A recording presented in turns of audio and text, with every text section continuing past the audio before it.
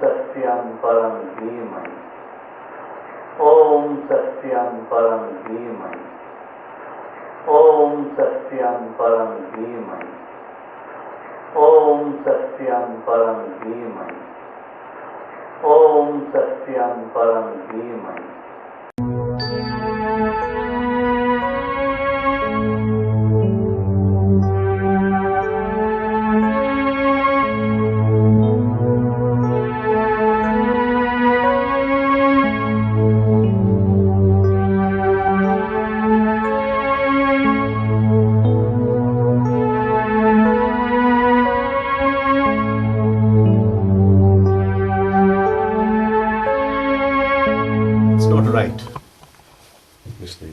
It's not right. Misleading. The use of the words is not right.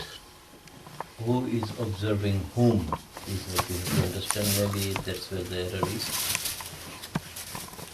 The self cannot be observed, the self can only observe. Right? The real self inside, whatever it is observing is non-self. But because we have... Chair. Just move the chair. Thank you. We have mistaken that non-self as real self, what we call in yoga as avidya. It's a case of mistaken identity. So we use observation, because observation only comes from the real self. The real self can observe, but it cannot be observed. So whatever it observes is not the self. But still, because we have taken that as self, there's a case of mistaken identity, right? We call it self-observation. Now, all inner growth moving within ourselves, who am I, starts with self-observation. And it takes many years of work on ourselves where we are able to separate within ourselves the observing side and the observed side. And a lot of hard work, effort goes into this. Now, what would be the difference between observing and knowing? Difference between observing and knowing. Knowing is based on knowledge. In knowing, there is an involvement, right? So you get knowledge. In return, you get knowledge. But we observe, and we stop the observing at that point where it becomes knowing, right? So it is just impartial observing. But the minute we know something, then we've taken sides. We've gone to one side of the pendulum, right? Okay.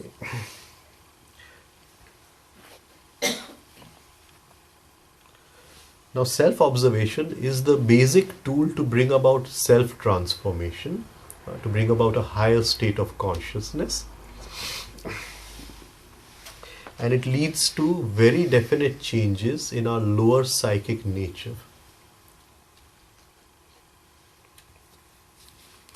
Now, we are all sitting over here, and we'll say, I know we are sitting over here. We know that we are sitting over here. How many of us are observing ourselves sitting over here? This is observation of the body. What we are going to later talk about is observation of the psychic nature. But we can't hold observation of the body for even a fraction of a second. The minute we go to do it, something will interfere and our attention will go in some other place. Many people say that I know I am negative. I know I am angry, and that's the end of it. That means they don't want to change, right? And the only way of changing is not by going to any personality development course, where they replace anger with something else and God knows what. The only way to change is by observing that anger. Like, I was with Swami Ramdulare for 7 years, and he used to say that if you want to see how people are hypnotized by life, go to a movie and then take your chair and put it near the screen, but put it opposite. Don't look at the screen, look at the people. Right? And that is the story of everyone's life. They come into the world, they're hypnotized by life, by the events of life, by the reactions to their events, and the movie gets over, they die, and for 1 minute they're not observing anything, they're not awake from this hypnosis. So this hypnosis starts with birth and it ends with death. It doesn't end with death also. Right? So the first thing, knowing is passive. Observation is active. There is an active effort which goes into. I can just be passive and know what is happening. But when I want to make an observation, I want to observe, there has to be an active effort done inside. Now there are two kinds of observation. One is observation outside and one is observation inside. So if you put on the TV, there are many good comedians on the TV who are excellent at observing outside. That does not mean they can observe inside. They observe the small things in people's life and they make a big comedy out of it. Right? They're very good at that. But they can't observe even a single millimeter within themselves. So when we are observing, the quality of our attention is active and it is directed. We are trying to direct the attention which is going out towards ourselves inside. Attention is the most valuable possession we have. Do any of us know where this attention comes from? What is attention? Supposing I'm paying attention to the camera, where does this attention come from? Mind. Through the mind. The mind directs attention, controls attention, but it is not something produced in the mind. It comes from somewhere beyond. Soul. From the soul, and from something still beyond. The spirit. Right? Spirit, soul, mind, 5 senses, attention. Right? So attention is the most important, valuable possession we have, and we waste it all the time. We want to know that truth inside. And the only ray of light from that truth inside to our normal daily life is the ray of attention. Where does that attention come? If we can follow this ray back, where it has come from, then we meet that truth inside. So everything depends on educating our attention. Now when we are going to observe ourselves, the whole thing is how do we use our attention. That is why we do rhythmic breathing. Slowly as we progress in this rhythmic breathing, we'll come to a state where our attention dances with the breath. Is attention the same thing as thought? No. Okay. Attention can observe thought also. It is not the same thing as emotion. It can observe emotion also. Right? It is the only tool we have to see. Attention. Right? When paying of attention does not mean there has to be thought. But the minute there is knowledge about what I am paying attention to, there is thought. Right? So thought comes with knowing. It does not come with seeing. Right? We are only going to today talk about seeing.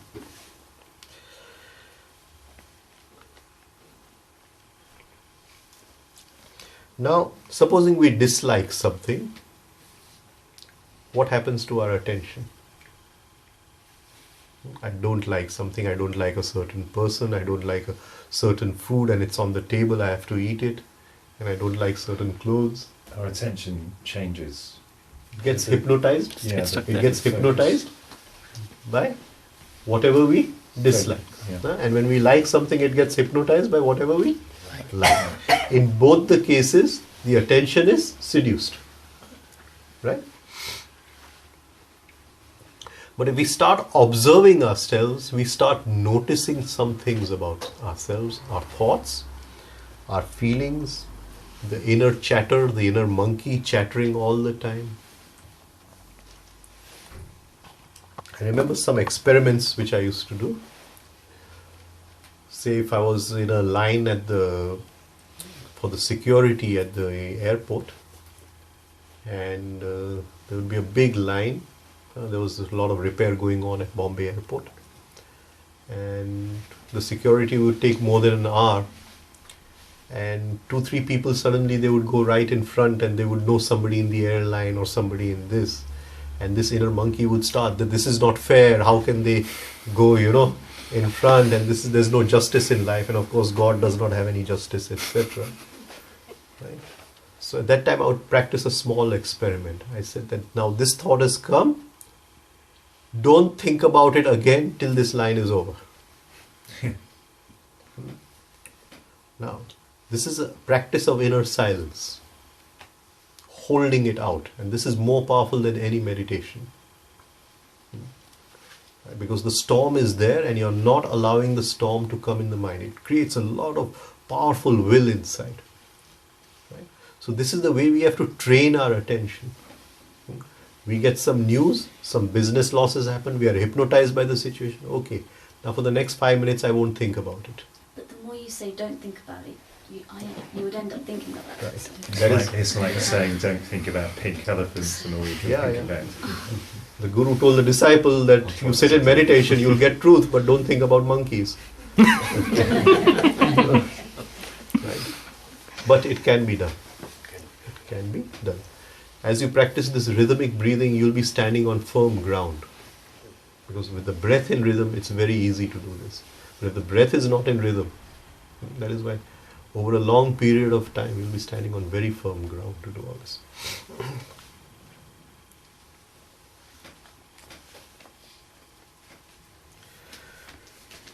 Negative emotions, which surge up like volcanoes within us, through all the lava outside.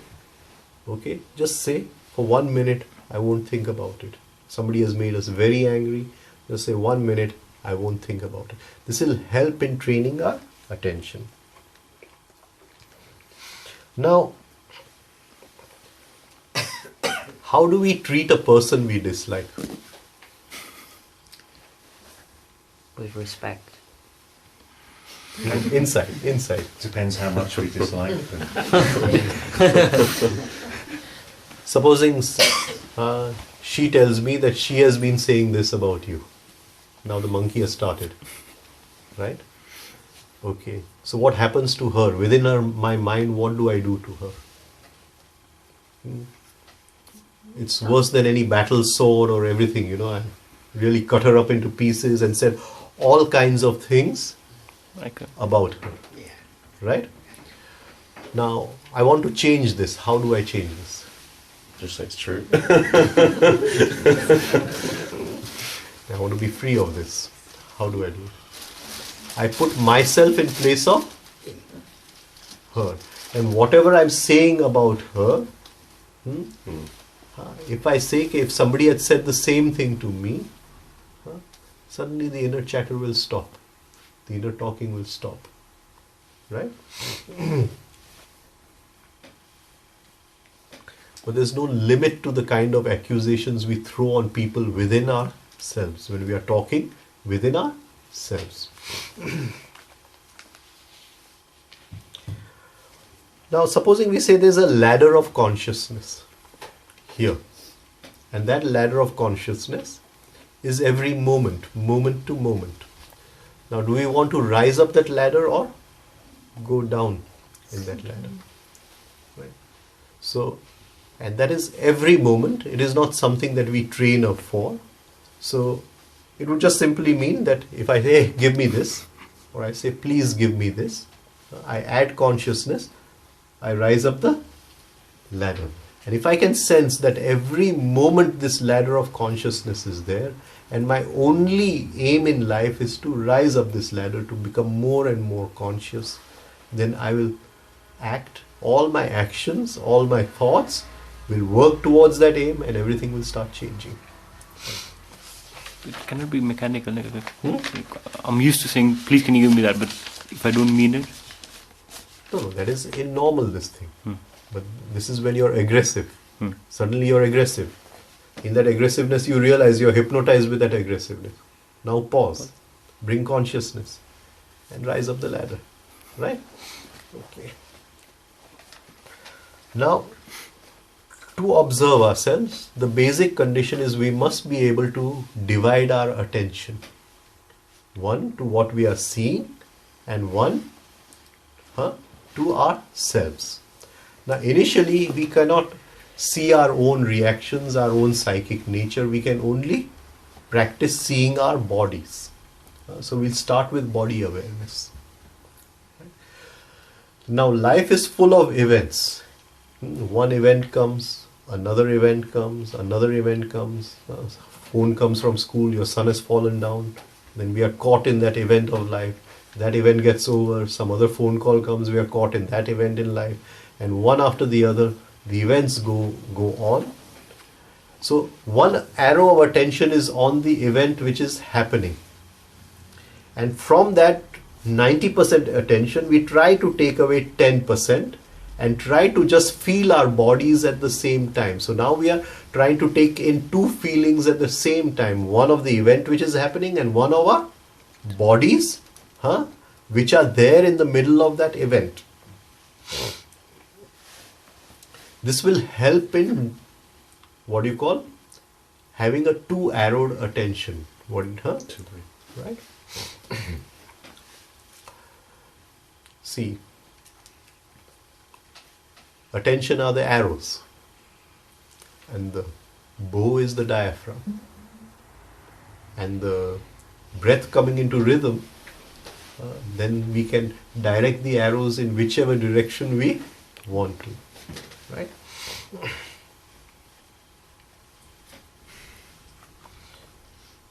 So we divide ourselves into an observed side and a observing side. The observed side is whatever event is happening, and the observing side is in the beginning just our body awareness and nothing else. And over a period of time, we'll be able to divide our attention. Take small things. I'm feeling very hungry. There's an apple in front of me. Let all the attention go into the apple. Then slowly take a small arrow of that attention back onto the body, which is asking for this apple. And there will be two feelings, the feeling of hunger and the sensitivity of the apple at the same time. These two feelings. At present, we are hypnotized by the apple. Feeling of hunger, there's only one feeling, and even that is not proper because we are in hypnosis. Right? So this division will at all times create two feelings within us.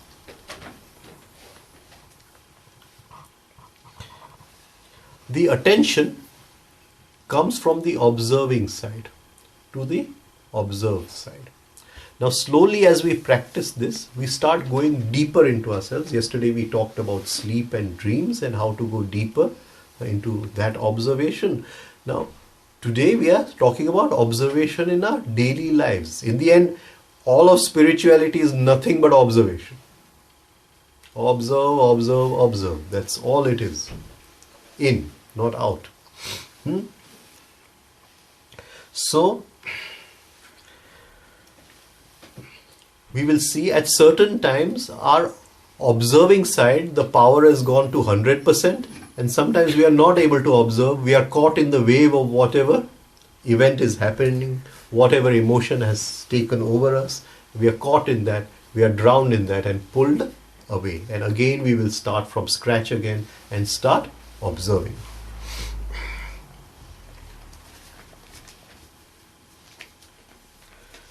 Now this being caught in the wave of whatever, somebody has got angry, somebody has not done their work properly, somebody has come late for a meeting and we are caught in the wave, right?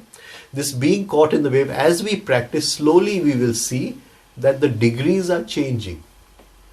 That now we are not so much caught in the wave, something else is trying to see something inside.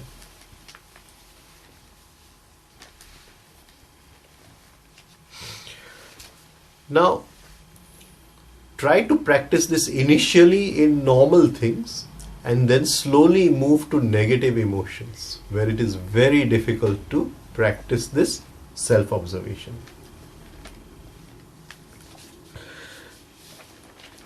You can now try to add certain techniques in life which will help us to divide ourselves into an observing side and an observed side. Supposing there's a phone call, so you make a new rule that I'll lift the phone call on the fourth ring. I won't immediately go to lift the phone call. I'll make a new rule that I'll lift the phone call on the fourth ring. Why will I lift up the phone call? That will give me some time to be present, to observe the event which is happening, and to divide myself into an observing side and an observed side. Supposing I'm very hungry, I sit down for my food and start eating my food. Then I'll make some simple rules which will help me in observing my eating. I'll say that the chapati or the bread is in the plate, but there's still something in my mouth. As long as I'm chewing it in my mouth, I will not put my hand in my plate. Right? So that will be one simple rule that allows me to divide myself into an observing side and an observed side. This is a very simple rule. Then I'll say that I will not put another morsel in my mouth till this has gone down. Right? So that again will help me to. I'll say that when I sit down to eat, both my feet will be on the floor and I'll sense it at that time. Again, that will help me to. Say when there's a morsel in the mouth, I will not talk with somebody else. I'll first swallow it and then talk with somebody else. Right?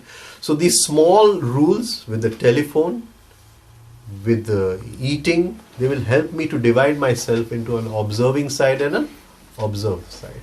Then I'll go to conversation. We talk with people, right? So the first thing he will say that 6 years ago my car had an accident like this and I'm not listening to him. The minute he says, I remember 10 years ago my car also had an accident like this. This is called associative thinking, where somebody puts in a thought and from our memory it connects, a telephone line rings somewhere inside us. We are not aware of the process and we are just waiting for him to finish so we can say a thing. Right? It's called associative thinking. And all associations, all from memory, are all mechanical. There is no consciousness in them. So, I'll say I want to bypass my memory. I want to have a memory bypass, not a heart bypass. A memory bypass. So the minute he says something is going to come from my memory, I'll say stop. I will not allow myself to talk from memory. Right? So in any conversation, then if you remember, after 5-10 minutes, you can come back to that point and then introduce it into the conversation. Okay. Now like a artist or a painter, he makes a painting. Can we relate with people in such a way that we are making a painting, a piece of art, right? So he'll say that your breathing exercises are useless, but I've learned these other breathing exercises somewhere else and they're much better. So what will happen? Immediately I'll react. No, you've not done them properly. Mine are definitely better than yours. Then no painting can be done. If I take the opposite stance in any conversation, he may be right, he may be wrong, does not matter. But the minute I take the opposite stance in any conversation, the painting will never be done. But if I move with him, then you better teach me those exercises. What are they? Then slowly, in our conversation, we are making a painting, a work of art. Right? So, if I react, then there is no observing side and observed side. So these small laws, these small rules, if we bring into our life, it will help us to observe ourselves, to divide ourselves into an observing side and an observed side. It's very difficult, very, very difficult. Because working in the ashram for so many years, and I see people who have worked on themselves and who have been practicing meditation for years, but when they talk, again they are talking only from memory. Not yet free from memory. Right? So try to be free of these associations which happen inside. They are very, very mechanical. Many of us confuse thinking for observing. Thinking has nothing to do with observing.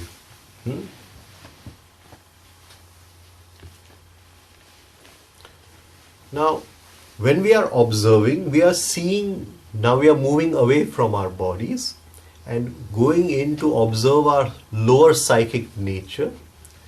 And when we are observing that part of ourselves which is totally hidden from everybody else.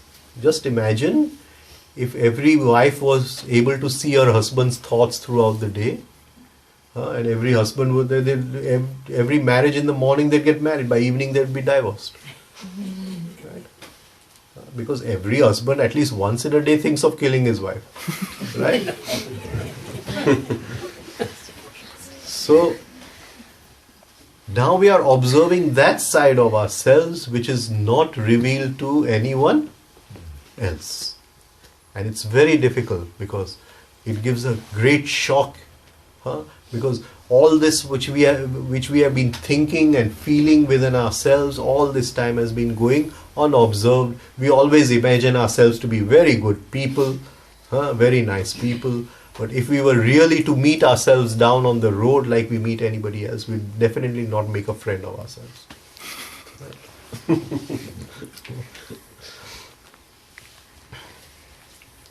So thinking about ourselves is not observing ourselves. I may be thinking about myself that he did this to me, she did that to me, and when I give this lecture I'll talk in this way and talk in that way. It's nothing to do with observing. We must observe always and everywhere. There is no excuse. Okay, there's a marriage going on so I can't observe.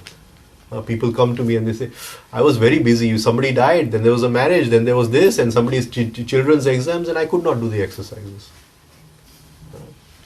Right? And my teacher used to say, he who excuses himself accuses himself.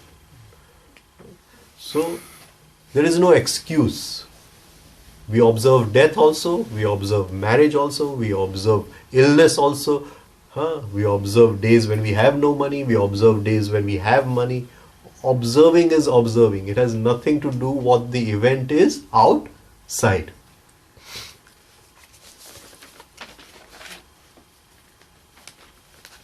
Now supposing we go to a retreat, a meditative retreat or something, then for a few days we'll be sitting with similar people and trying to meditate and do all kinds of things.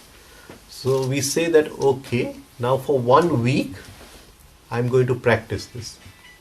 We don't have to go to a retreat anywhere, but wherever we are, we say for 1 week I'm going to practice this. And to practice that, the first thing I will divide myself into an observing side and an observed side. Now we are not practicing with the body, we are moving one step ahead within ourselves, where we are now observing our thoughts and emotions. And we will divide ourselves into two, I and it. I and it. It is the thought. It is the emotion to whomever it is happening. It may be my name, Rajan, is having this thought. But I is not Rajan. Rajan is, he is observing him having this thought. Right? So whatever event is happening outside, initially we saw the event, we felt our body. Now we see the event and we move inside. We don't look at the event any longer and we see our reaction to that event. Now this is the beginning of self-observation. Till now we practice. So you're sitting over here, but there's certain reactions going inside. Somebody's in a hurry to go home, right? So there's tension inside that I want to go home. Somebody does not understand what is being said. So there's boredom inside. Somebody understands that I want to practice. So there's interest inside. So all this is going on within us. But the observer is not interested in what is happening. He is only interested in observing what is happening, and that is happening to it. It is not happening to I. And this is very difficult. If my son falls down and I'll say the pain is happening to it, it is not happening to I. But I want to separate from that. Can I just Yeah. ask a Yeah, question? yeah. Is that before there was an observed entity, now we have discarded that completely, and the observed entity has become the it. So you have moved one step inside you. Is that the way I understand? First there were two physical entities, Yeah, the event and the body. correct. So it was very easy. That is the relation. Right. Yeah, okay. Now we moved inside. The event has become our reaction to that event. Okay, so that event has been replaced by the internal Reaction. of whatever we are What is going happening. through at that time. And we are trying to sense that, move away from that and try to observe what is happening So I has moved one step inside. behind. And the person to whom the reaction is happening is Being observed. it. It, yeah, that I and it. it. Mhm. And I only observes. Whatever happens to It. it. If this separation can happen, even after a few years of observation, this separation can happen. It brings about a dramatic change in our life. Now, nothing in life can affect us. Nothing in life. What Ganga Sati says, Meru re dage, jeno man ne dage. Between the point of the id, the I, and the manifest it, what's the interactive relationship based upon in terms of what you're creating there? Because there is a point of action. There's something we're trying to achieve, and that's reaching out, it's communicating something. And so, what's the proper course of action from the point of I and the manifest it? The it is there all the time. Right? And the I is hypnotized by the it.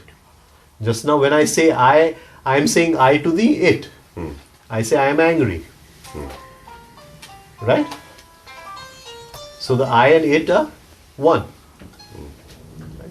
Now I move one step ahead. I am trying to sense that anger and try to free the I of that anger. So the I is observing that anger. How beneficial would it say introducing another point of observation? The observation, observing the observation, observing the... I mean, what I'm getting at is, you're talking about moving people from perceptions and prejudices and get them to acknowledge the value of the other person, the value of yourself, and reach to a better level of communication. And I think sometimes some people just don't have the extra dimension to shift them from the perception they have. And that's what I'm suggesting, that really. Again. Is that necessary, do you think, sometimes? No. We are not doing anything of that kind. Whatever is happening, we are allowing it to happen. We are not changing anything. We are not trying to communicate. We are only trying to See. observe, see. This act of seeing is what is most important for us. Not whether we are communicating or not. Right? You may say something, it may lead to depression in me. Okay? So I don't want to change that depression. I'm not trying to change anything. But I want to separate from that depression where I can observe that it is depressed and I am something separate, observing myself depressed. Because that raises consciousness. That raises consciousness. That raises the awareness. doesn't it? It brings about a state of awareness. I'm not changing anything. There's one question Yeah. also, is that the one that is your emotion now Mhm. is also working independently. It's not connected with I. I is still a separate observer. Before it was a separate observer of a thing outside. See, sir. Now inside also it is a separate observer, But not there's a connected with it. there's a whole process in between which I have not yet taken. Okay. Now, supposing I'm in a negative state, right? Something I want to achieve, but he has achieved it. So I'm in a negative state of jealousy. Terrible, right? Now, I've understood what is being said over here. So I realize that in that state of jealousy, there is an I and there is an it. But at present, the I is feeling jealous because he is identified with that state of jealousy. Now I want to free that I out of that jealousy. Right? Okay? So in normal cases, what would I do? I would not free it. I would say, okay, now better get out of this mood, better go and watch TV, or do something different, or something where I forget about him. But that does not make me free of him. I want freedom, right? So the only way is I sense that jealousy, I hold it. I hold it within me without running away from it even for a fraction of a second. And I feel it physically in my bones, in my blood system, in my muscles. And I start sensing the heat of that jealousy. Now, if I can hold it for a certain time, a certain point of time, suddenly I'll see that that very heat itself has given some purification, where the jealousy and the person who is hypnotized by the jealousy are separated. Then the jealousy becomes it and I become the observer. But I have to be able to hold it for that much time. That is called as dharana in yoga. That is called as dharana. To be able to hold it for that amount of time. Right? Say we take another this thing. Right? Okay, I'm angry. Now can I hold, initially where will anger hit me? The first place where anger hits me. In my teeth. It will come to the teeth. So suddenly as the teeth start becoming tight, I realize I'm getting angry. Okay, so the awareness has come. Now I want to be free of this anger. So I want to make space. Otherwise, if I don't make space, it's going to take me like a tidal wave and then everything is going to go haywire. So I want to make some space. So first thing, before the anger can tighten my teeth, I tighten my teeth. Okay. Then these exercises which we did, tense, relax the muscles. Come to normal breathing. Now, rhythmic breathing. So now there is some space between me and the anger. Then I hold the anger. I don't run away from the anger. I don't go into another room. I don't run away from that person. If he's still shouting at me, I allow it to become more and more intense. You see? And in that heat of that anger, a certain purification happens. That is called tap. That heat, and something separates. And then I am separate from that anger. And this is a long process which we have to go through. I am talking about something which has happened after that. Because I am observing. Because today we are talking about self. What I should have taken before was pause. How to pause in life. But I'll take that later on. What I'm now saying is that we have separated and we are observing that anger, we are observing that jealousy. But if we can come to this, that whatever is happening to it. I only wants to observe.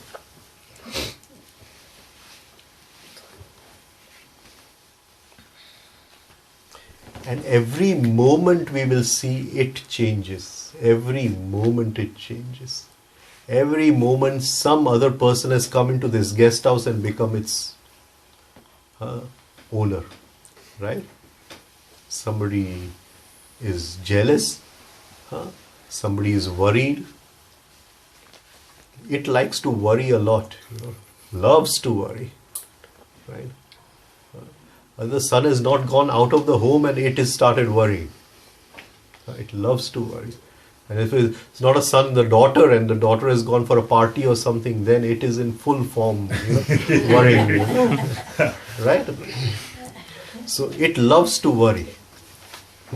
So it's very difficult, you have to move away from all this and say that is happening to it. And this is all inside of us. It's all. And the minute the daughter comes home, everything is okay, then you look for something else to worry. Right? So, this process of observing is totally impartial, not what is going on, but we just keep on observing.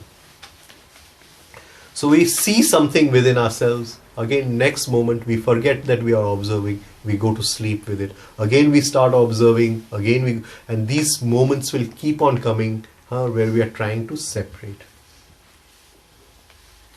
And a point will come in life when suddenly we are totally separate from what we are observing. It's not just an intellectual concept. It has really happened. And at this point, the Zen people call it as Saturi. We rise up. It's the first moment of freedom in our life. Till now, I've always been a slave to this anger. Now I'm watching my own anger, totally separate. It's freedom, total freedom. And that one glimpse of that freedom, one taste of that freedom can change everything. Then our efforts become much more intense after that. So this is inner separation, no longer just intellectual, but existential.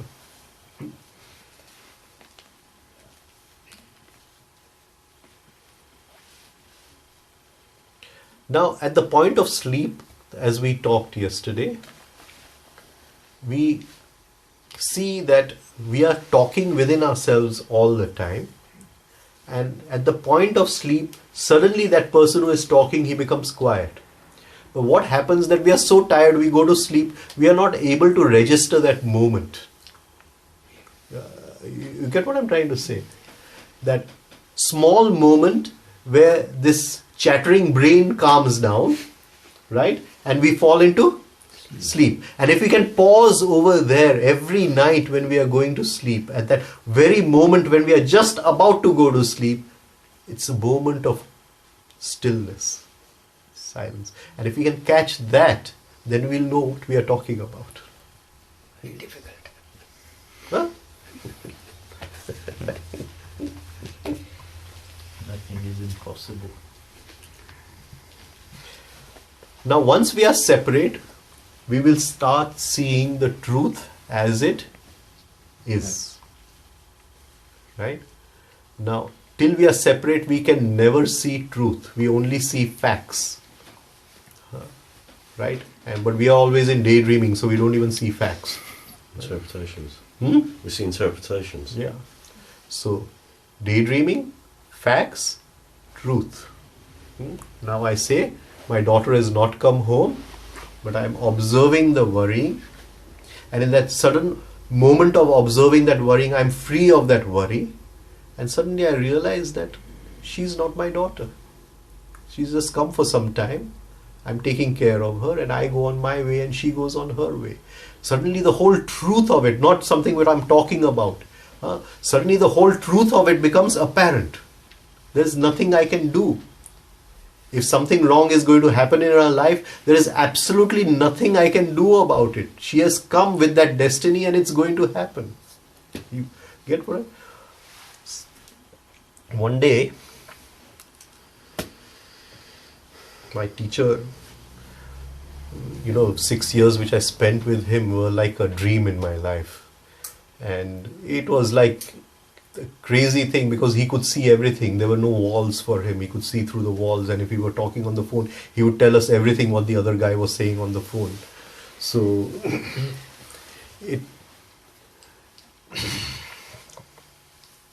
and I asked him one day that, sir, you see all this. And supposing you saw that your son was crossing the road and a truck was going to knock him down, would you be able to stop it? So he said, no, it is not possible. So I said, sir, there's no way. There's absolutely no way. So he says that I cannot tell him that you don't cross the road because a truck is going to knock you down. So then I said, what can you tell him? What can you tell him? So he says, I can say, son, just wait for 5 more minutes. Hang on. Don't go now. So I said, then what are the chances that he will listen to you and not go at that time? So he says, a normal man who is not aware, there are chances are 0. He's going to go at that time. Because the force, the pull of death is so powerful, right? He's not going to listen to me. If he has a little bit of awareness, then he can make a choice at that time. So if we are separate, now this, my teacher is talking about his own son in this way. What I'm trying to say is we are separate. We see that a person has come with his destiny. We cannot change that destiny, but we can change the way we look at it. We can bring more awareness to the way we look at it. So at a certain point, suddenly we will start seeing truth And truth is very different from the facts of life. Very, very different from the facts of life. See, there was one doctor who came to meet me one day, and he was a very successful doctor, and he says, now I've started my own medical store. So my patients buy from my medical store. So I said, sir, at least you keep a 30% discount in your medical store. All the medical companies give you a 40% commission. Keep 10% and keep the... So he says, why are you saying this? I said, see, everybody has a role in life. And the truth, when you start seeing truth, you suddenly see that somebody else is, robbing somebody else's role. Now, a person who has so many factories and all, normally as a fact we would see him as a very successful person. But when we start seeing truth, we will see how many other people's roles, somebody else was to fit into that medical store. You were not supposed to do it. It was somebody else's role, but you've taken away his role in life. So what I'm trying to say is that facts are one thing, truth is something totally different. Happens, we will start seeing truth, and truth is very difficult to digest.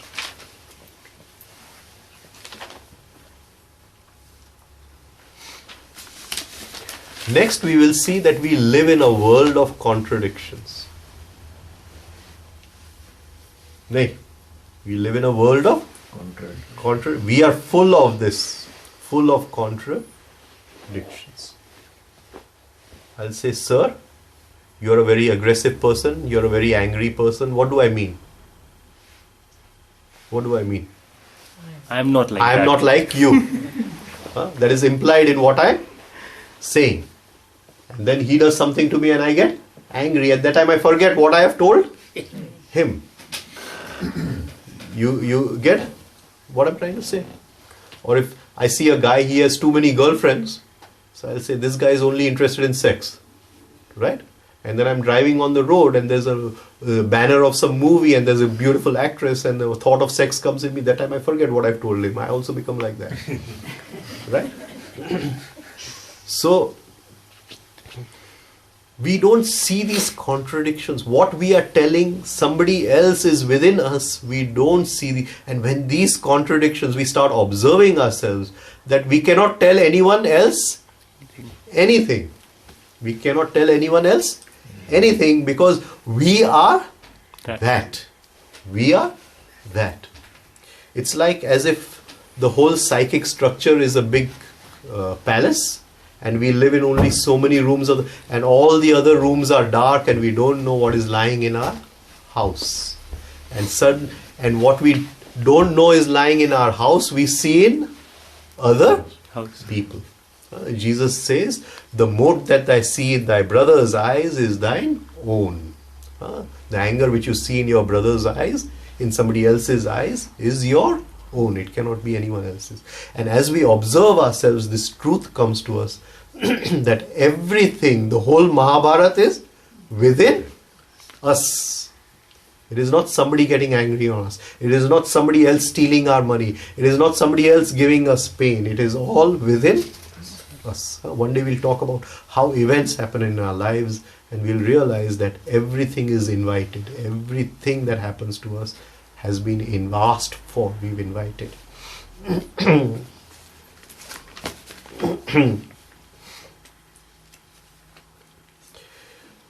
Another thing we will see is that, which we don't realize now, is that we really enjoy being negative. We love to be ill.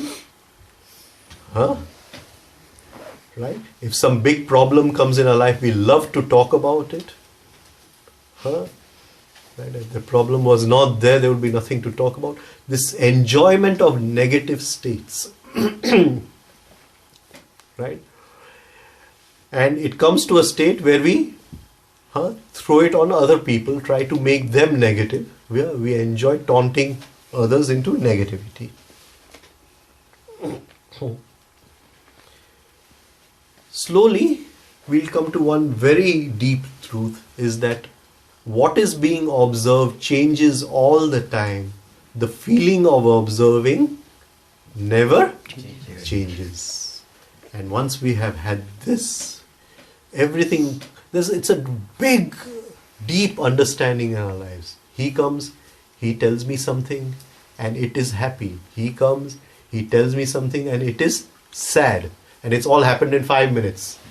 But the sensitivity of observing this and the sensitivity of observing that is same. Patanjali says, Desh bandha chittasya dharna, holding a space is dharna, but the movement to one space to another space, if there is ektanta, tat pratyaya ektanta dharnam, if there is the feeling of oneness in both the spaces, then it is dhyan, it is meditation. That is, here is happiness, here is sadness, here is pain, here is pleasure, it is all happening there. But where I am observing, the feeling is always the same. It does not change. The space is different, the room is different. So there is one feeling of happiness and one feeling of observing, two at the same time. Happiness is happiness and observing is observing. Again, this changes. So in one dimension of time, the fourth dimension of time, where everything is happening in our lives, everything keeps on changing. From where I am watching everything, nothing changes. It becomes more and more intense. That's all that happens. So, the only permanency is the permanency of observing. Everything else changes.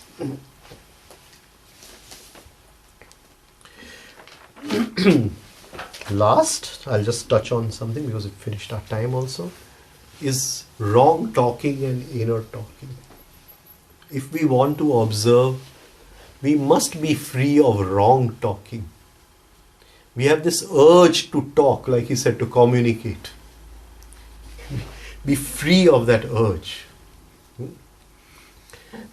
The more wrong talking we do, the more the inner monkey will keep on talking. And we all suffer from verbal diarrhea. Keep on talking, keep on talking. Right?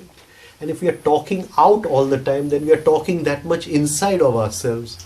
And we can never touch a space of inner silence, of freedom inside. Because we are a victim of this talking all the time. Funny. No.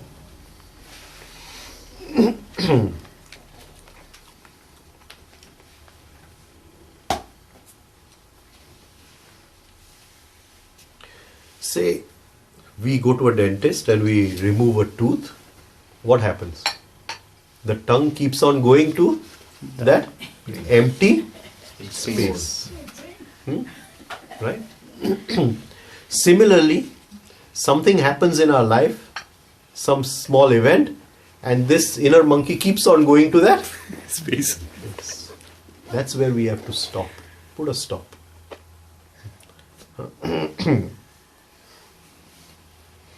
It loves to touch wounded places. Right? So if I've set her right, then it'll keep on repeating this, that look, I showed her. I gave her a good wound with the sword, right? And I showed her. So it'll keep on repeating the same thing inside. So wherever there are wounds, the tongue wants to go. Wherever there are psychic wounds, we are holding on to grudges, we keep on entering those spaces.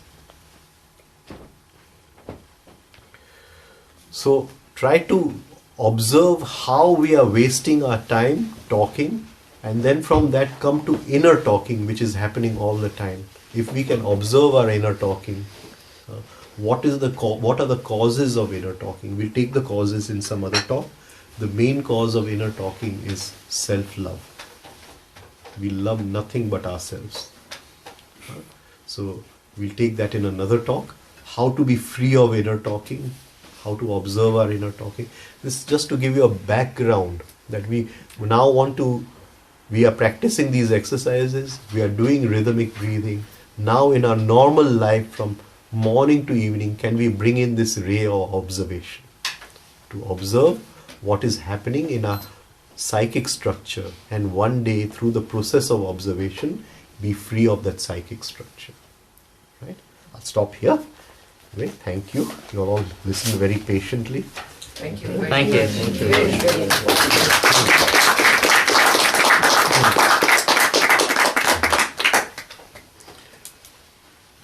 So tomorrow evening we are meeting for Omkar. So if any of you all are interested, you come to the Kenton Hall.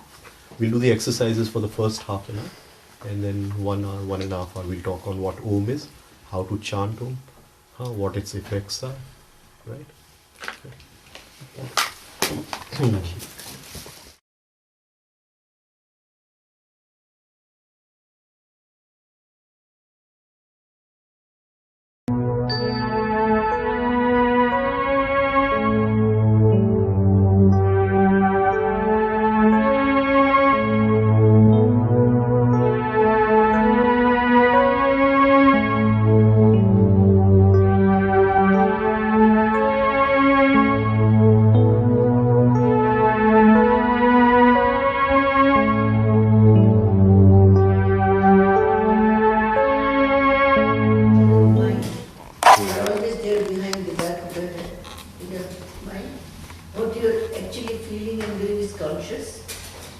Subconscious things linger in your head, and then there are really long things also, which you don't even think about at that point, but they're still in your mind, and they react. Right. Conscious is personal. Subconscious can be personal plus racial plus society. And unconscious is universal. Now, what do we mean by this unconscious mind? What do we mean by this unconscious mind? Things that bother us, or please anybody else wants to say? Not subconscious, the unconscious. What do we mean? The unconscious is huge. The conscious is this, subconscious is this, the unconscious is huge. We can't imagine what the unconscious, it's bigger than the world outside. When we move into the unconscious mind, and it's a total space in total darkness. The Guru helps us to move into the unconscious, to understand the unconscious, and it's frightening. Why is it frightening? Because we don't know. Now, I'll give you an example, which is not my example, I've taken from someone else. And he says that there's this guy sitting in a car in the parking lot, and there's a department store in front of him, and this beautiful girl comes out of the department store, and he sees her, and within him a thought of sex arises. She's beautiful, she's wearing dark goggles and excellent clothes.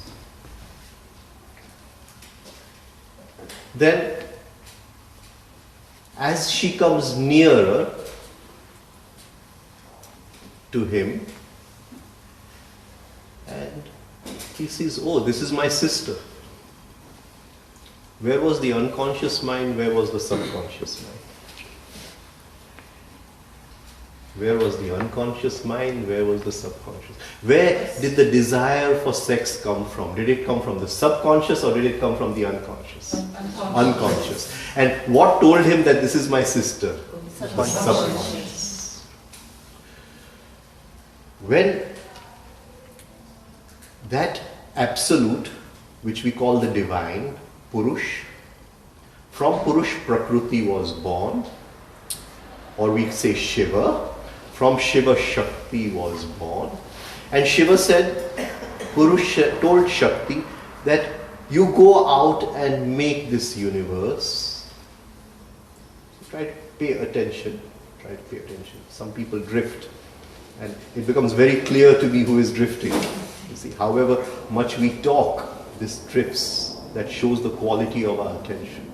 That we have not worked on our attention at all. Now, this Shakti goes out. In yoga, she is called as Kundalini.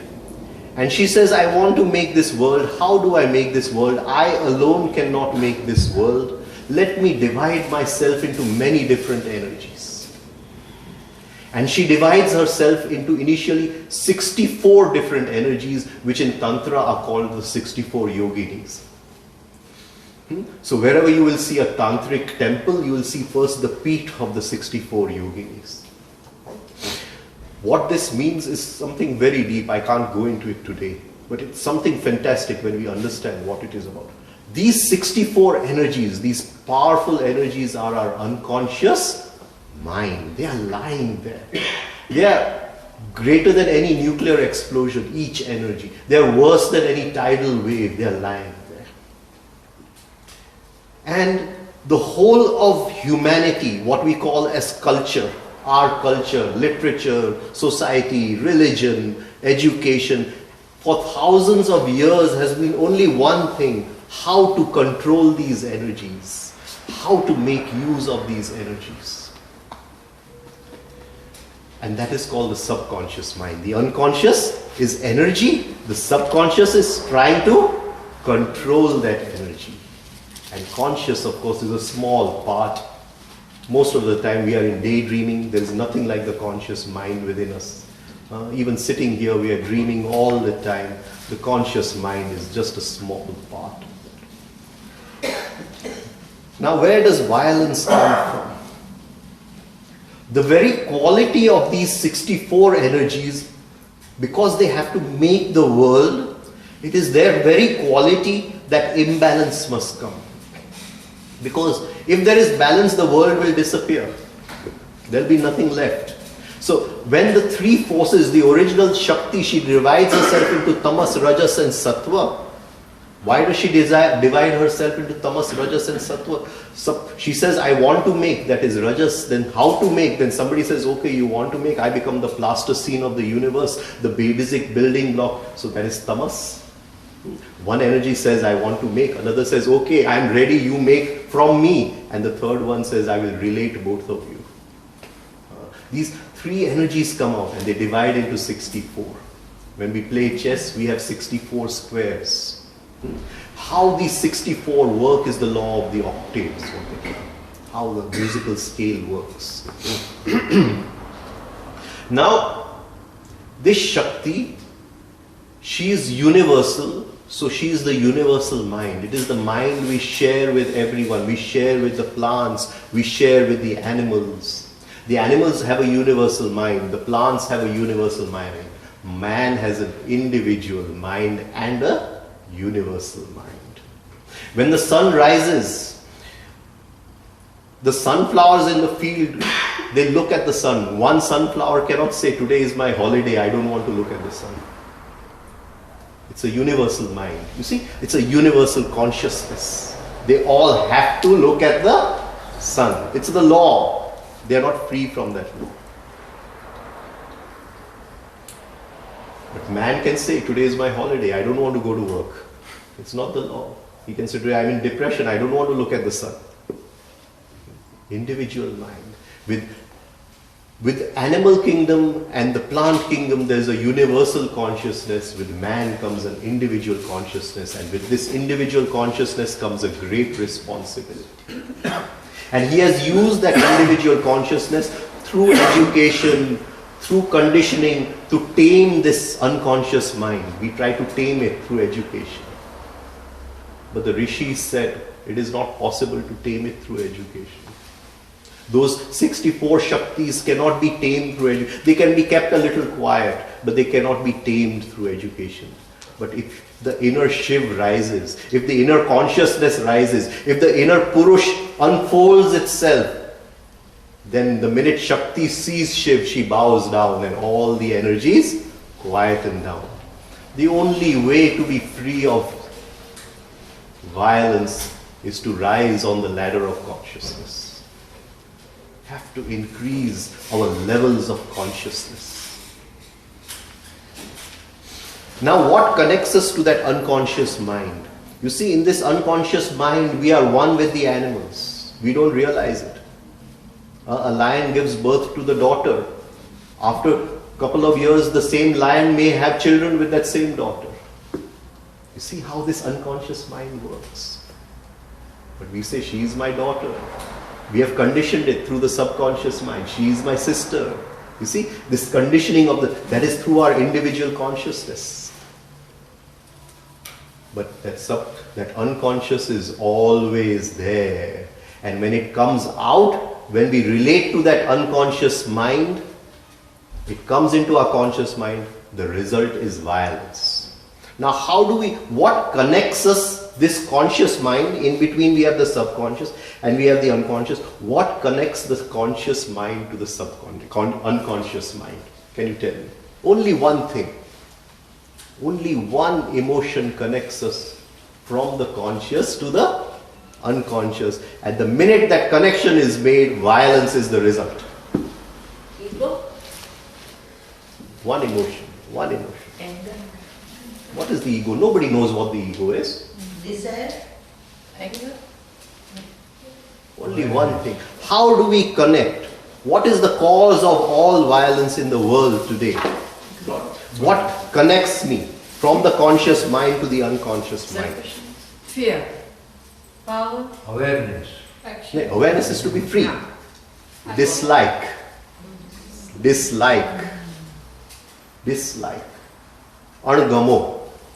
અણગમો સમજો છો? જેવું મને અણગમો આવે છે, dislike આવે છે, the minute I don't like something, the conscious mind is connected to the... But that is due to selfishness. What it is due to, we don't know. Dislike is always due to selfishness because I should benefit. Dislike, you like or you dislike. Madam, we don't even know what the self is. What we term as the self is just a name, a label. We have never experienced anything beyond that label. And it takes years of hard work to free that self of all these labels. You see? So when we talk of selfishness, it is just another form of selfishness. So don't talk about selfishness. What I'm trying to say is this one emotion of disliking anything. If I dislike another person's religion, then I'll take a sword to protect my religion. You get it? If I dislike what another person is eating, then I'll take a sword to protect what I am eating. You get what I'm trying to tell you? Dislike is the cause of all violence. And spirituality is only one thing. Can we work on disliking? Can we like what this is not self, what this dislikes? Then we are free of the unconscious. The only connection to the unconscious mind is disliking. And we have to work. It takes many years. If something does not agree with me, I dislike it. If something does not agree with my education, I dislike it. If something does not agree with my religion, I dislike it. If something does not agree with my country, I dislike it. If something does not agree with the standards I wish from everybody else, I dislike it. If something does not agree with my standards of etiquette, I dislike it. You may dislike something, but you can still choose to tolerate it. Right. You can move away from that dislike. The minute dislike comes, you can sense it inside. And in that very sensing of the inside, you move into that unconscious mind.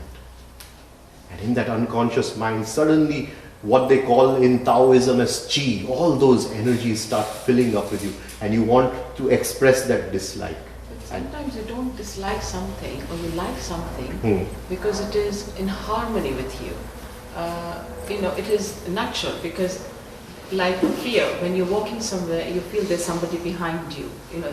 Because the body is very sensitive. You don't like something because you know that it has a negative effect on you. So many things are, you feel sensitive to it. I know he said tolerate, but say for example I'm a vegetarian and in the house somebody is eating non-veg. I'm tolerating it. But then I'm saying, oh, I don't like it. It's not agreeing with my, balance. Right. So you dislike something because it's not agreeing with your vibrations. So can we be free of the dislike? That is what I'm trying to tell you. I'm not saying... That means you're going against yourself. No, you're not. Because with that dislike, violence is coming up. Yeah. No, but are you tolerating like this? No, tolerance is subconscious mind. You're not free of that violence in that tolerance. I'm talking about being free of violence. Tolerance means suppression. Tolerance is just a form of conditioning, education, society, understanding. I'm talking about something, can we be free, not bringing in the subconscious mind. This is the unconscious. Dislike has connected me to the unconscious. Can I be free at that moment? To rise above it, basically. That is rising above it. And that takes hard work. That is called yoga. To work on that. So not tolerating it. Isn't that also like theory of relativity? Anekantvad, you can say that you dislike it for a reason, but from another person's perspective, it may be alright. That is called chintan. That is called chintan. Now you're bringing in the conscious mind and you're saying, okay, it is like this, but that does not change the inner disliking. But at least it helps you to hold it. It helps you to hold it. Only by going into the deeper sensitivity of it will we be free of it. That is called dharana, holding. Yeah? And in that dharana, as we keep on practicing that, we will at one point be free. And in that freedom is consciousness. It's consciousness. Suddenly, a light has gone into the dark part of the unconscious mind, which for years was light. Suddenly that energy, she has seen shiver, the consciousness, and bows down to it. And you're free of it. But as long as you condition it with it, as long as you go to different classes and say, do this you will to your anger, do that to your anger, do this to your anger, you will never be free of anger. The only way to be free of anger is to rise in consciousness. So does that mean you accepted lady's example, like if you are a non-vegetarian, you dislike it? So how do you get through it? Are you then saying you are accepting it, you are liking it? How do you not dislike it? I'm free of disliking. I'm free of... There is a beauty in vegetarianism. There is a softness in vegetarianism. But I'm free of disliking I'm free of disliking. You get it? And this is a different state of being. It's a form of tolerance. It's not tolerance, madam. A form of tolerance. No. Tolerance is I'm holding the dislike inside and not allowing it to, I'm suppressing it inside. I'm just conditioning it with my understanding. Then are you accepting it? Like then are you going against your initial instinct? Okay? Your initial instinct, because you say you dislike non-vegetarianism, not somebody being non-vegetarian. So when you go over it, the very dislike inside is non-vegetarian. Can you be free of non-vegetarianism till you're free of dislike? You get it? That very dislike, I don't like this, behind that is I will fight for this. Everything is hidden in that very dislike. You get what I'm trying to say? Huh? That is what I'm just trying to come to that. You see, I see her, supposing she is eating something and I say I dislike it. And this dislike is there within me. Okay? And the minute I dislike in the conscious mind joins to the unconscious mind. And the unconscious mind is violent. It's powerful. It's full of these 64 energies which have come out of the divine. You get it? And suddenly that energy rises up into the conscious. And I say, I don't like it. I say, I want to tell her something, but of course she's my boss. I can't tell her anything. Right? So I say, okay, I hold that energy inside. I try to suppress it. Right? That is not freedom. No. What we say is, okay, you like to eat, you want to be a non-veg, you be. But then, don't disturb me with my yeah. No, that's not disliking. It is like, okay, you do what you like. I'm not disliking. Put it the other way, madam. Put it the other way. If I am free, how can anything disturb me? It is disturbing, isn't it? No. It is. It's not disturbing. But then when we said tolerance, it's not disturbing me. It's been happening for many years. Obviously, it's not disturbing me. But it is a way of tolerance. Conditioning. You conditioning. That's what it is. Free of conditioning. Free of conditioning. There's conditioning. You not like it. You conditioning yourself. No, it's conditioning. It's been happening for so many years in us. Yeah. So we become dead to it. I'm saying be more alive to it. Adhyatma is not becoming a dead thing. कि मुझे कुछ होता नहीं है, ये नहीं है, सब कुछ होता है, फिर भी उससे मुक्त हो. It's a different thing. It's a different state of it. How humility and love comes in once you get rid of your dislike, or you learn to get rid of your dislike, then humility comes in, or the love comes in. If that energy is freed from dislike, then what remains is love. What remains is love. But love does not have an opposite. There is no like and dislike in love. Love is a lamp. A lamp of light. Whoever comes in front, the light will fall. He may be a vegetarian, he may be anything. You get it? But the lamp of love has lit, it cannot change for anyone. It just, the light has to fall. The lamp of forgiveness has lit inside, it falls on whoever comes in front. Whatever he is, whatever. There is no judgment over there. But if there is judgment, then first there has to be dislike for there to be judgment. Until we are free of disliking. Where does the dislike start? Where does the dislike start? What is the starting point? Right. What is the starting point of disliking? Okay, we'll go into that. I'll first take the exercises. No, but we are all individuals. We are brought up in a manner, in our surroundings. They have an effect on us, don't they? I mean, for example, I've been brought up in Rajasthan where I'm eating a dal chawal and everything, and then I come here, or when I go somewhere, I see them drinking, and they're drinking bottles and bottles of wine and eating, and I say, oh, this is not what I'm used to.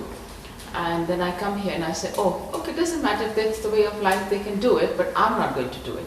Some people, they say, oh, that's okay, that's nice, I'll try it, and then they start. So it's the way you are brought up, your environment. We are all brought up, we all give birth to different places. That's how you have a formation of like and dislike, and you're conditioned in a particular surrounding. Do you want to be free of that? That is what I'm asking you. You get it? I understand that childhood you are brought up in a certain way, right? And those certain ways form patterns, they form lines in the brain, and our consciousness automatically goes on those lines, and we say this is nice and this is not nice, and I like this and I don't like this. But that is not freedom. The consciousness is conditioned by those patterns, and those patterns form in childhood. They bound the soul, and unless that consciousness is free of all those patterns, it cannot be free. So it's up to you. Do I want to be free? And to be free, I have to work inside. As each thing rises in my conscious mind, I observe it, where it has come from, and I try to be free. This is possible. But the basic, what he wanted was today, that what is the cause of violence? There is only one cause of violence: disliking. If I say, I love God, that God is whole. You get it? Whole means Purna. उस पूर्ण में सब कुछ आ गया. वो जो पाप भी करता है वो भी आ गया, जो पुण्य भी करता है वो भी आ गया. वो दोनों भगवान में पूर्ण है. मैं कहूं कि यही मुझे चाहिए, ये नहीं चाहिए, it is not possible. Then it is my conditioning.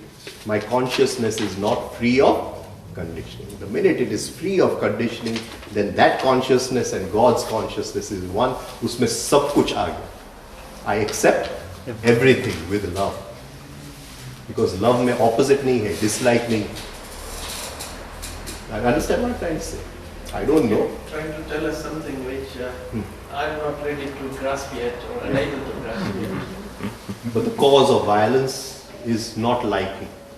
If we can change our life slowly, that okay, I would prefer this, but I don't dislike this. I would prefer that everything is vegetarian at home, but if somebody is not eating in front of me, then okay, I won't dislike it. You get it? I'll be free of dislike. That is a very high state. So have preferences in life. Don't have choices in life. Yes, sir. So if your son comes and says, I did this, I stole this from someone. Right. So then means you're going to condition your child, say, Chinese likes and dislikes will automatically come in if you're going to impart something to your children or your offspring. How can you be say, no, I love, there's no like, dislike, jo bhi karna hai aap karo. You've misunderstood, sir. Misunderstood. First, calm down. Take it easy. Take it easy. See, this aggressiveness which comes in us is the cause of all violence. That is the cause of all violence. That son has stolen something because of some very deeper reasons. And unless we can see those deeper reasons, we can never change the son. If we tell him that stealing is bad, don't steal, he's not going to understand. It has to be done in a different way. Right? And we cannot suppress that, what do you call this desire for stealing. If we suppress it now, it may express itself after 5 years. Or 10 years in some other form, when we will not be there to tell him also. So we have to understand where it is coming from, what it is, and how to deal with it is a different way. And the only way is to make him aware of what is happening, and that can only be done by showing him some technique for a momentary rise in consciousness. He sees what he has done and he is free from it. But if we say this is bad, don't do it, forget it. It has never worked in thousands of years, and it will never work for another thousands of years. It never will. You get it? So try to be free of aggression. Aggression is the cause of all violence. Can we be free of aggression? Don't be aggressive about anything in life, not even truth. Because the minute you are aggressive about truth, it is non-vegetarianism. Not even truth. That very aggressiveness is animal. It connects to the unconscious mind. Aggressiveness comes from there. That is why I am teaching you how to breathe all 24 hours. If you breathe in that rhythm all 24 hours, you will change the unconscious mind completely. No aggressiveness in life. Softness will come in life. And if we are soft, the sun will change automatically. Just by looking at him, that touch of the softness will change him. The words with the soft, if the words have aggressiveness, then just aggressiveness will hit against aggressiveness and nothing can change. But if there is deep tone of love from inside, if those tones, my guru, he never got angry. Never. I've never seen him get angry. But we used to, if we have missed even one day of working, he would know immediately. He would look like this. And he would just do something like this. And wherever we were, we knew that today we have not done this much. Right? Those are called lower tones. Lower tones. They come from the lower. Whoever comes in front of us, however much aggressive he is, it's just a question of Maka. Om. Maka. Maka has so much of strength. You don't have to shout at your son. That very using of the Maka, he'll come and sit by you and he'll explain to you. So there are ways of doing things in life. But never do anything through aggressiveness. Because freedom is not, the minute we are aggressive, we are hypnotized by that aggressiveness. We are not free. But the minute we step away and watch the aggressiveness, then we are free of being an animal. Then we become a human being. Then we have a chance to become divine, God also. But we first be free of the animal, the unconscious mind. Okay, sir. We'll start with the exercise. Look at the palms of the hands. What is the first barrier we come across? Wondering. Noise. Thoughts. Noise in the mind. Wondering. Thoughts. I've given you the answer. In these exercises, I gave you the answer. There is somebody chattering. Monkey. The monkey. Right?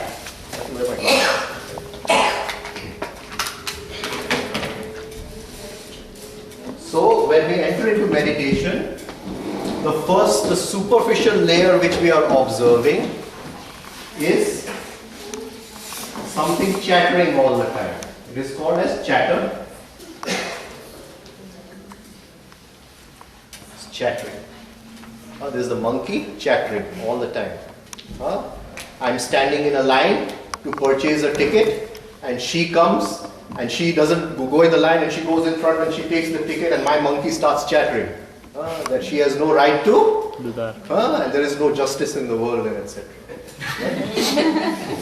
Okay. So the first thing we observe is the inner monkey. And it takes a lot of hard work to calm that inner monkey.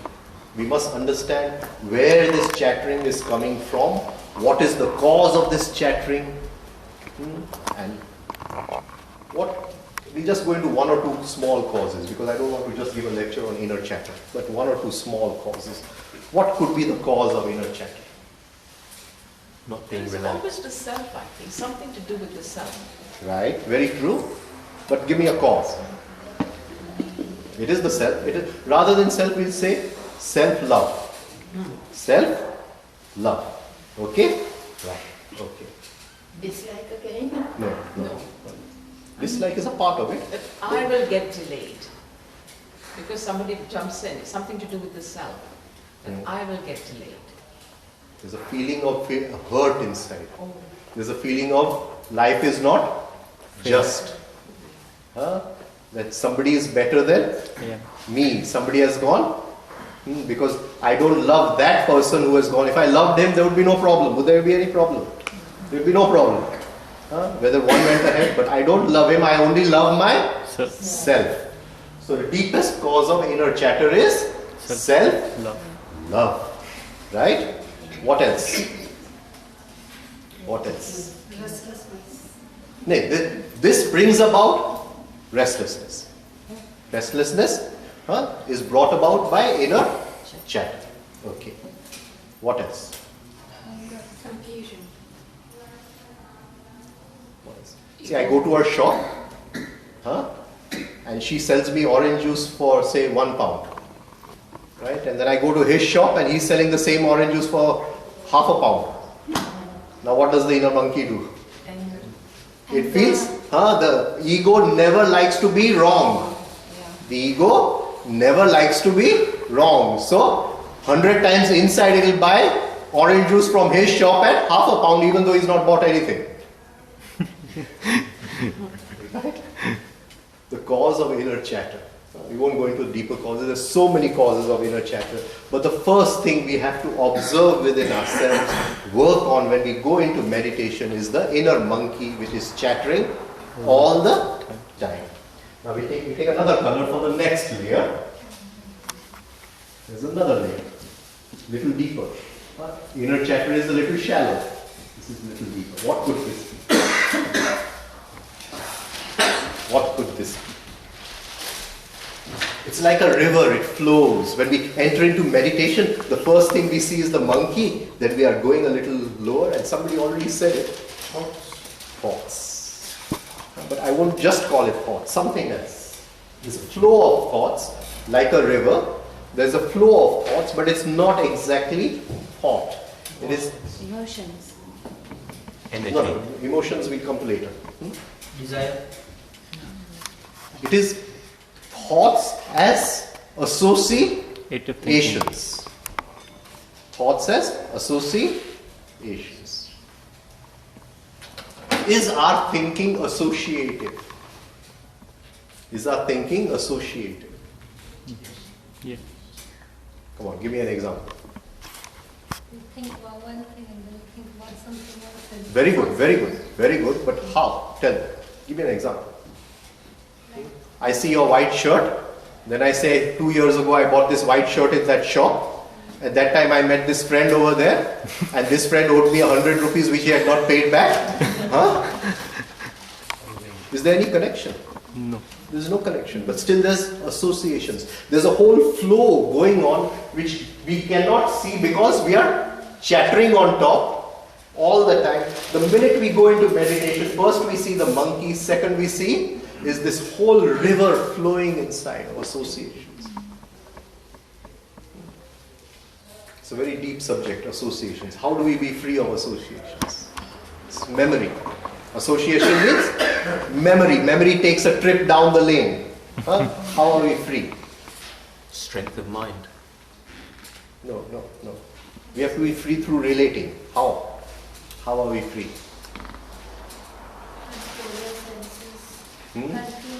No, through relating. I'm talking to you.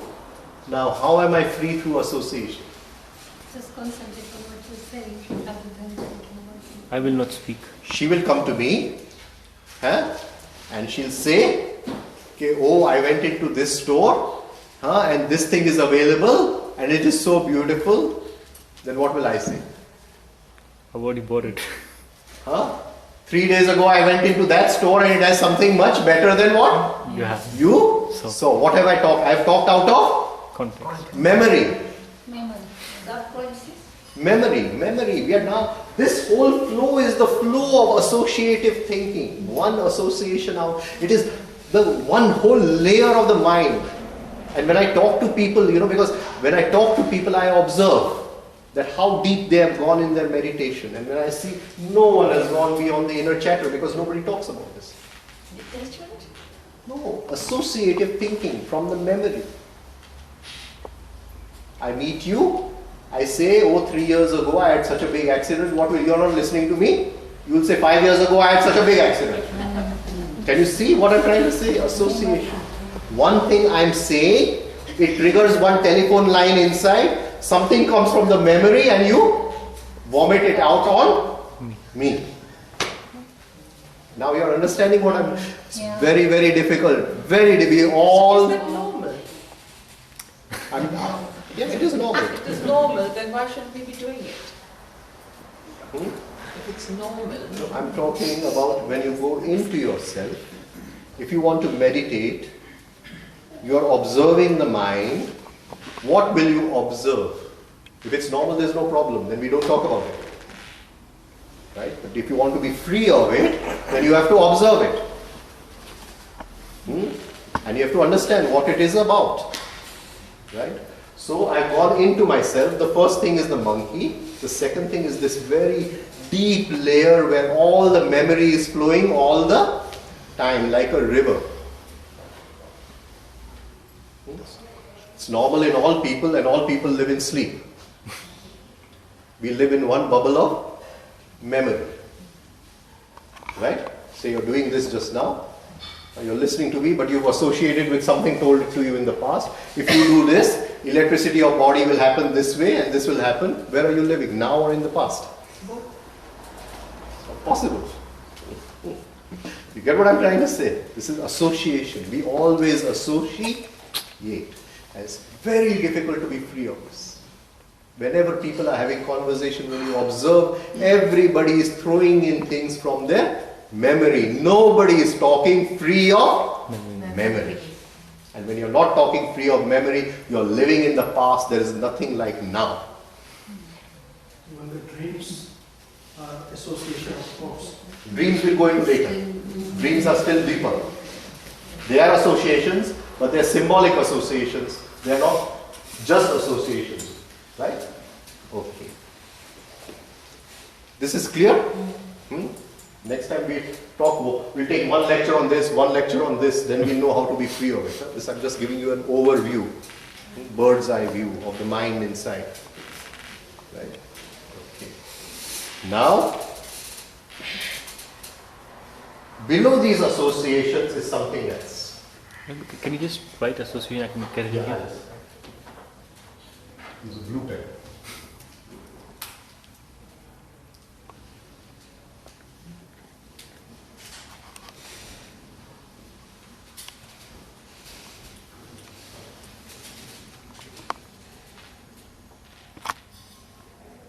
And it's very difficult. Very difficult. I've been practicing for years. But associations still come. They still come. Awareness. Observe. Consciousness. Drop. Okay. Now, the next layer. What could the next layer be?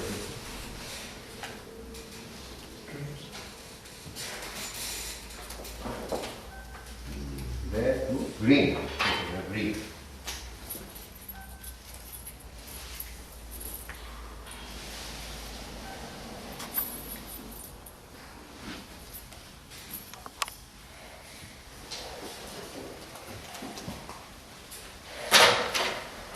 Now, what is the difference between this as thought and these two as thought?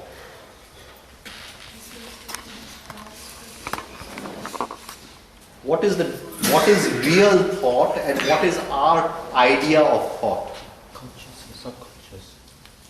The first was through memory. When you just think about one thing or one something. Whenever we think in? We think in? Language. Whenever we think in? Language. These two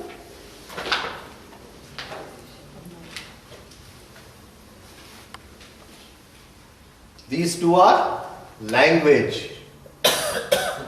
Now when we go deeper into meditation, we come to a level where we are free of language. Now what do we see over there? Dream. It goes on. The patti goes on. Even now it is going on. The patti. When you say language, are you contrasting that with action?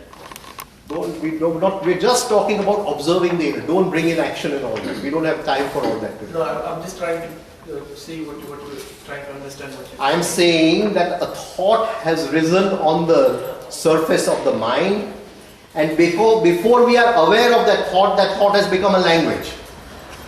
We've converted that thought into language. When we think, our whole idea of thinking is language. Can we visualize what a thought would be before it becomes language? Any language. It would be symbolic. Symbols. It would be symbols. Pictures. Symbolic.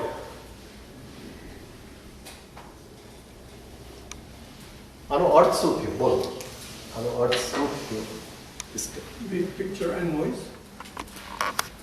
The noise is over. Now nobody is talking. In these two areas, somebody is talking in language. Here somebody is really talking. Here somebody is thinking in language. Now we've gone beyond the language into the deeper levels of the mind. And what happens? What do we see over there? We're now in a much deeper level of meditation. See the trees, the birds, Pictures, the whatever you're animals, thinking. the sea. Right?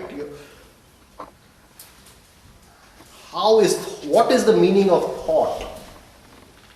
Same for everyone. Supposing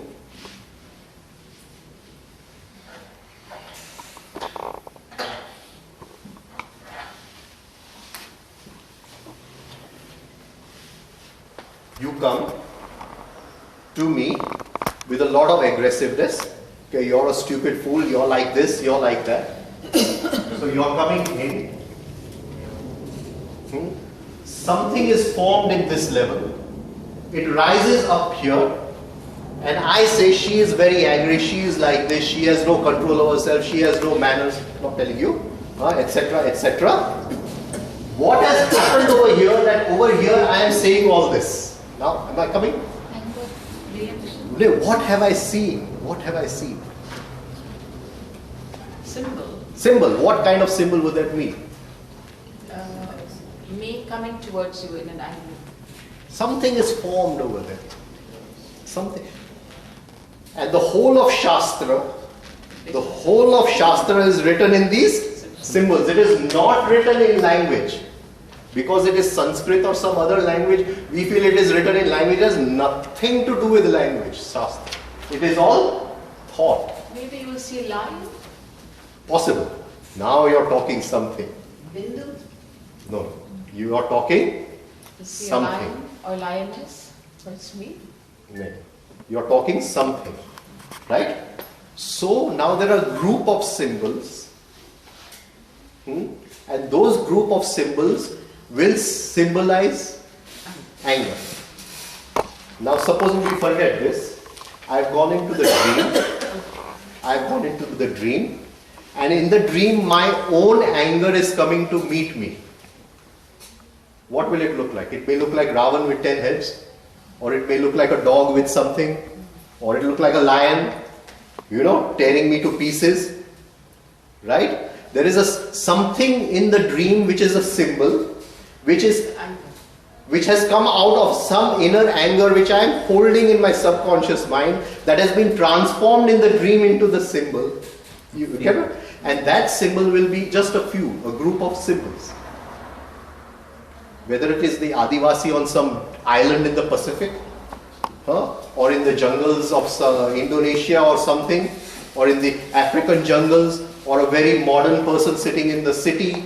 In the end, when they encounter anger at this level, the symbols will be nearly the same. It will be a universal language. Am I coming across? Yes. Is this what you call sometimes bad dreams? Bad dreams. Bad dreams, good dreams is all symbology. Not the early dreams we get in the night, they are throwing out the tensions of the day, but the dreams we get towards the morning and they are just now going on. You talk to me, how did you form that thought into language? Something happened in the dream, which the dream is going on just now, the patti is going on, and you get what I'm trying to say. When we go to sleep, only this layer goes to sleep, this layer does not go to sleep. It comes out and it forms pictures, which we see in the dream. Okay, Patanjali calls this 2 layers as Vitarka. Vitarka. When we do mantra yoga, we call this as Vaikhri. This is Vyakta Vaikhri, Avyakta Vaikhri. Vaikhri is of 2 kinds. Vyakta Vaikhri, Avyakta Vaikhri. When we do mantra yoga. This is a much deeper level. This he calls as Vichar. Vitarka, Vichar. Vitarka, Vichar. Then he says the next level is Anand. What could that be? Now we are going into deeper levels of meditation. None of those, just blank. Just light. Yes. Peace. We missed out. Somebody said it in the beginning. We have missed out one thing over here. We have come to that. Somebody in the beginning mentioned emotions. Okay. Now, how do we experience emotions? How do we experience emotions? Always mixed with thought or without thought? Mixed. So what is emotion? Positive thoughts and negative thoughts. No, forget that. Thoughts are positive, negative. Emotions are all negative. We don't know what is a positive emotion. Forget it. Positive thinking does not bring about positive emotions. Right? Because emotions work at double the speed of thought. I'll tell you your whole life, don't be angry. It doesn't mean a thing. It cannot mean a thing. We don't know what is positive emotions. Positive emotions are those emotions which have no opposite. Right? If I get married, I love my wife. So I'll say it does not have an opposite. The minute she tells me don't put your shoes over there, put them there, there's dislike inside. Love has gone, hate has come. So we don't know what is love. We only know love, hate, love, hate, love, hate. So forget all that. Now we are coming to that. We are coming to that. And what does it mean? What does it mean? Emotion and thought is together. What does it mean? Experience of life. Yes? Experience of life. Expression, where you express. Emotion and thought brings you... Emotion is an energy, and that energy is colored by thought. You get it? And whatever the thought is the coloring. Emotion is pure. Am I coming? Yeah. Right?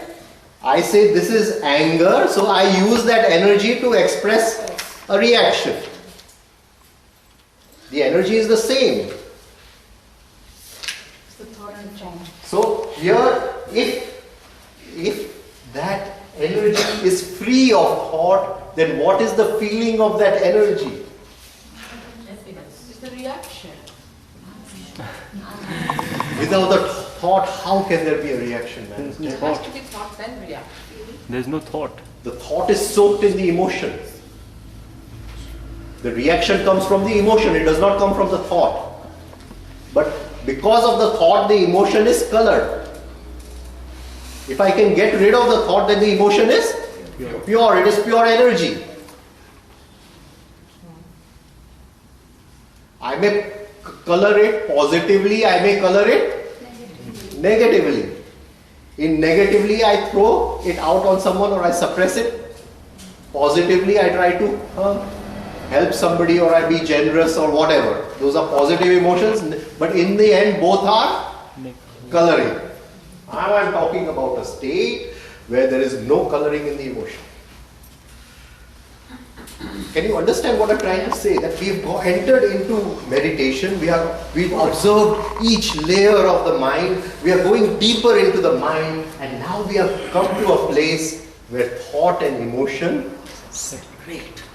And in that separation, this emotional energy, this flood of emotional energy, this flow of emotional energy, when it is free of thought, free of any kind of contamination, right or wrong, it brings a state of Bliss.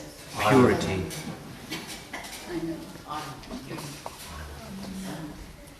Vitarka, Vichara, Ananda.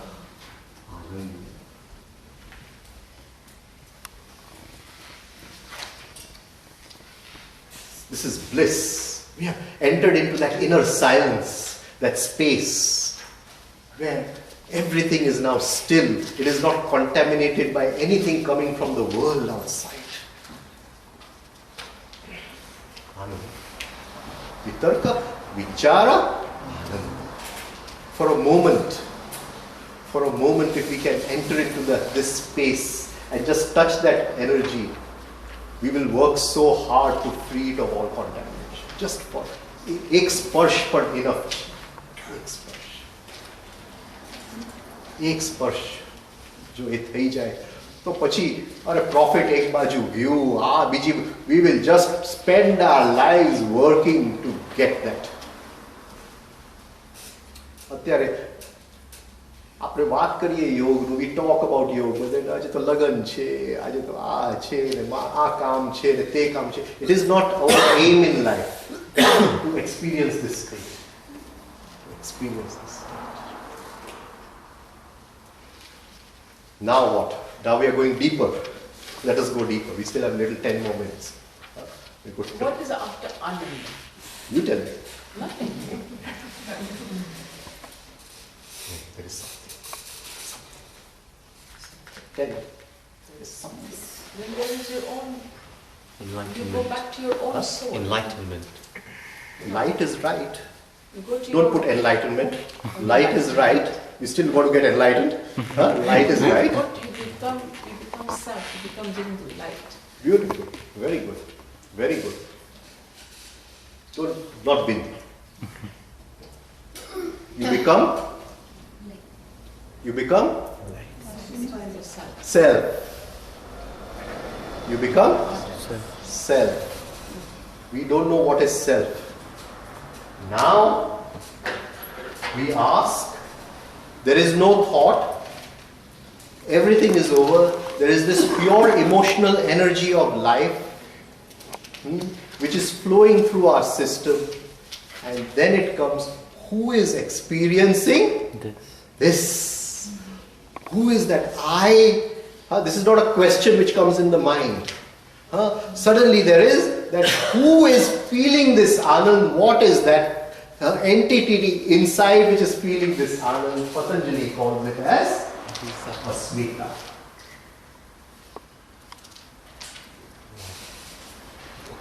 He calls it as Asmita, the real I.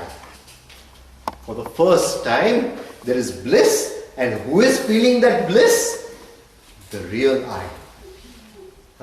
The real I. Is it the same as saying the true self? The true self.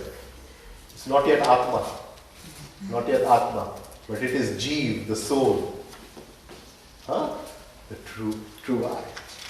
Oh. Am I coming across to everyone? But they say that finishes that they are the 5 layers. That's what I've understood as. No. Patanjali calls this as sampragnat samadhi, samadhi with knowledge. Then he goes to stages of samadhi without knowledge. And in those stages of, this is all, it comes in what he calls savichar samadhi. And then he goes into nirvichar samadhi. And there he comes into 2 types, sabich samadhi, and finally he goes into nirvich samadhi. But these are all samadhi. When the chatter stops, the very feeling of that chatter stopping for a fraction of a second is samadhi. The association stop, again it is samadhi. This feeling of seeing the symbols, the cause. This is the area of sanskars, because all our sanskars, all the sanskars are here in this level of thought. Sanskars. They are all symbolic. They are all in patterns. They're formed of different patterns. And all those patterns are made out of planetary substance. All those patterns are made out of grahomati. એક સંસ્કાર ના જે આકર્ણ છે, જે એનું pattern છે, એ ગ્રહોમાંથી planetary. And then when the sun sets in the evening, then everything goes to sleep. The birds go back to their nests. We feel drowsy. We go to sleep. Everything is at peace in the world. Right? And then in the morning the sun rises and the birds are waking up in their nests and they go out to get their food. And the plants, suddenly energy comes, they try to turn their faces towards the sun. We say, oh, we have to wake up in our bed. Right? So we call this as Suryodaya and Surya Ast. The same way when we go to sleep at night, the light of the sun, which we call Jeev, the soul, the light of the sun, it takes its rays first from the conscious mind. Then it takes its rays from the subconscious mind. Then it takes its rays from the unconscious mind. And for some time in deep sleep, it goes into the Atma, the source from where it came out. Goes back. And then early morning, as we are going to rise, again you take the Atma as the sun. The rays of the sun come out into the unconscious mind, into the subconscious mind, right? And then they awaken. Kore, I am awake. The outer sun, the inner sun. The outer sun we call as Bhargav, Bhargo Devasya Dhimahi. The inner sun we call as Savita, Tat Savitu Varenyam. Right?